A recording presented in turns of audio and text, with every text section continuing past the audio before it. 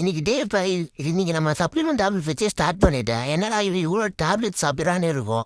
அதை நான் கன்சல்ட் பண்ணி தான் சாப்பிட்டுன்னே இருக்கேன். அது ஆஃப்டர்நூன் லஞ்சை சாப்பிட்டு எப்பயோ வாங்கி வச்ச என்னோட ட்ரைபாடை கண்டுபிடிச்சி எது இனிமேட்டு அதில் எடுக்கலாம்னு ஒரு முடிவுக்கு வந்துட்டேன்.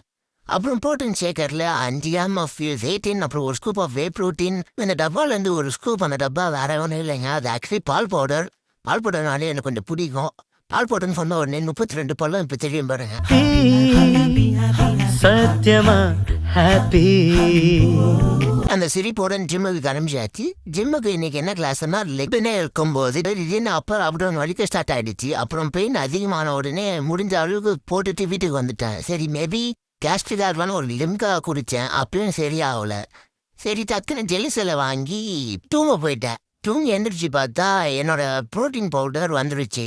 இந்த மந்த் சரி அதை வாங்கி வச்சு திடீர்னு கூல் ட்ரிங்க்ஸ் குடிக்கணும்னு போல இருந்த காரணத்தால் பக்கத்தில் இருந்த சூப்பர் மார்க்கெட்டுக்கு போய் பார்த்தா க்ளோஸ் பண்ணிட்டு இருந்தாங்க. சரி அடிச்சு பிடிச்சின்னு உள்ளே போய் வாங்கிட்டு வந்து அதே கல்ப்பாக அடிக்க ஆரம்பிச்சிட்டேன். சரி அப்புறம் வீட்டுக்கு வந்து இந்த சின்ன பசங்க சாக்லேட்டோட ஓன் பண்ணுறது எப்படி ஆர்வமாக இருப்பாங்களோ அதேமாதிரி இந்த ப்ரோட்டீன் பவுடரை ஓன் பண்ணி உடன் மைண்டுக்குள்ளே ஒரு பாட்டு ஓடிச்சு.